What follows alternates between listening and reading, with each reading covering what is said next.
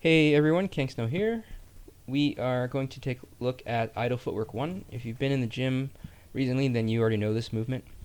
This is a footwork sequence that uses 8 moves, and it does have one attack in it. Okay, regardless, you do not have to have a blade in your hand to do this, but it does help. Okay, when it comes to the attack part, you can just do kind of a chop with your hand. So just act as though you do have a weapon in your hand. Okay. All right, so let's go ahead and take a look at the move. Before you present to your evaluator, it's polite to give a salute, all right? And if you don't know how to do that salute, ask me and I'll show you, okay? All right, here we go. Let's see.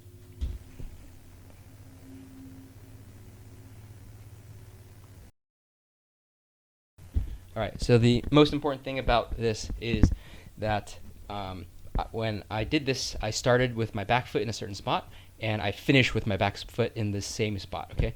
So the point of this exercise is to show that you have mastered even measured footwork, okay? That means each footstep is about the same size, okay? That means that you have a good command of your distance and where you are in space, okay? Which is very, very important.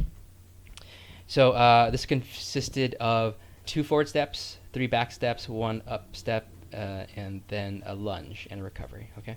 Let's go ahead and take a look at it one at a time. Here we go. So up 2, all right. Remember, they're small advances. They don't have to be big or anything like that, okay?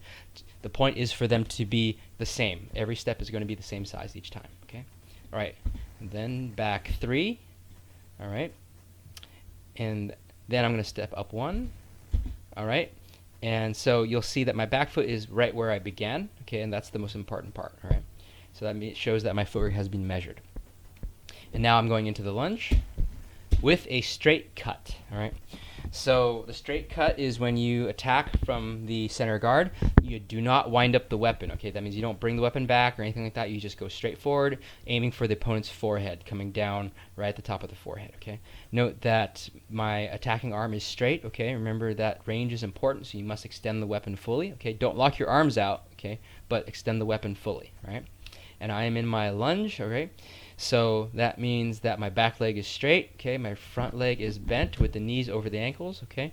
And the toes are pointed straight forward, okay? This is probably going to be the most important part of the test, okay? Because so much of this has to do with your own safety, okay? Having properly aligned toes in the front helps prevent you from rolling your ankles, okay? And also making sure that the knees do not go past the ankles makes sure that you do not hyperextend your knee and do damage to your knee over time, okay? So that is all very, very important, okay? And then the last move is to recover. So you push off the front foot and return to your stance. And then you can take a look at yourself, make sure that you are back where you began, all right? Then you just give a little salute to your evaluator, and that's it, okay? Let's go ahead and take a look at it one more time. Up 2, back 3, up 1, and lunge, and recover, okay? And let's go ahead and take a look at this from the front view as well.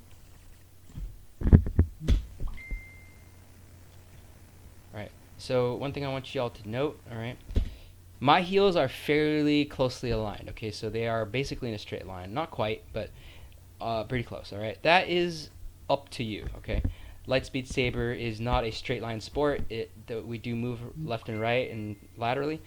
You have the freedom to do that, and so it makes sense to not have your heels perfectly in line, okay? So you can have what I call a big L or a little L, and that is up to you, alright? My fencing training puts me into a little L, and I focus on forward and backward movement. Most of you should be focusing on backward movement, but if you want to add in more lateral movement, then you may want to open up your stance to a bigger L, okay? And that is totally up to you, all right?